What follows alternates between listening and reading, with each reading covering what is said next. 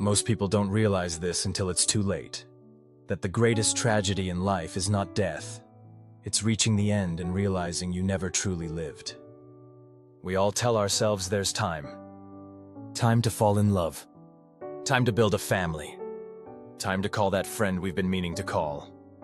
But what if later never comes? For Lucy, that realization hit her in the most unexpected place. A quiet funeral hall, where she wasn't just grieving the dead, but grieving the life she had let slip away. Lucy sat quietly at the back of a funeral hall.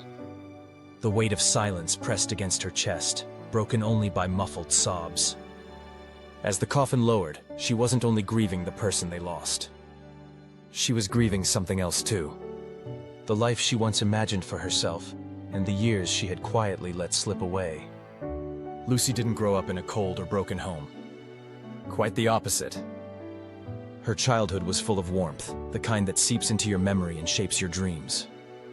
Her father, Daniel, whistled while fixing the old family car, his hands stained with grease but his face lit up with kindness. Her mother, Anne, packed her lunches with little notes.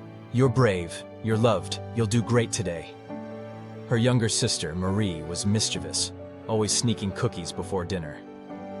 And her neighborhood friends, Emma, Jacob, and Lena, spent long summer evenings chasing fireflies until the streetlights blinked on. Lucy loved it all. She loved the noise of a full dinner table, the silly inside jokes, the warmth of being cherished. Back then, she promised herself, "One day I'll have this too." A home full of love. In her teens, Lucy fell in love for the first time with Adam. He was kind, funny, and for a while she thought, this is how it begins. But like most first loves, it didn't last. They went to different colleges. Promises of visits faded into silence. In her early 20s, there was another, Michael. Ambitious. Charismatic. Lucy thought they might build a future together.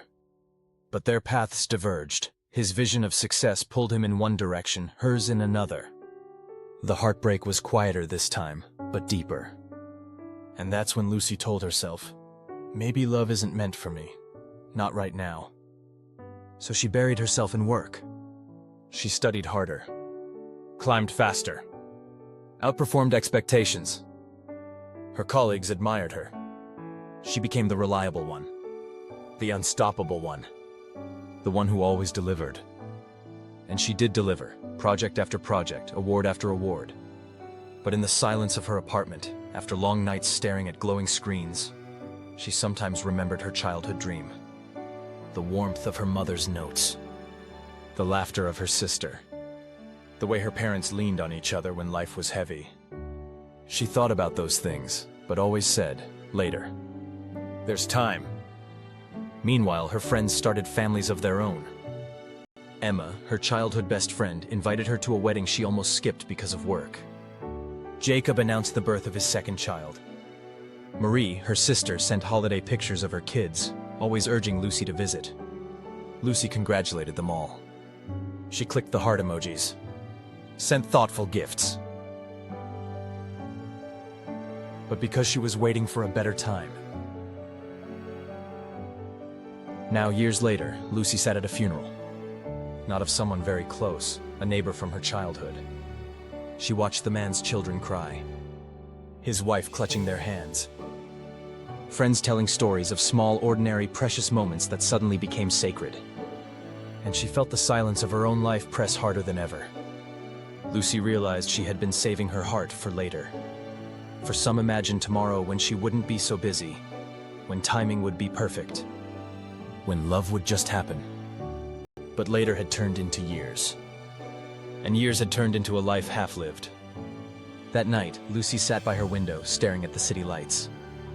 She thought about the child she used to be, the one who dreamed of love, family, and connection. And she realized something she had resisted for so long. Success means little if there's no one to share it with. Love is not a luxury you add once life is stable. It is life itself.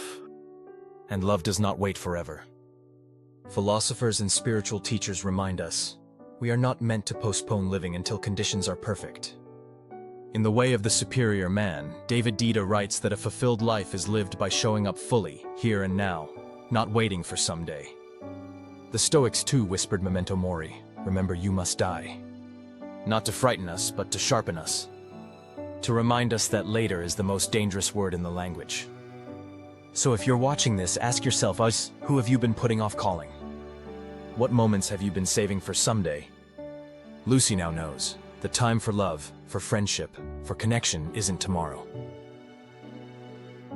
Because in the end, what remains isn't the hours we spent at our desks, but the moments we gave away to love.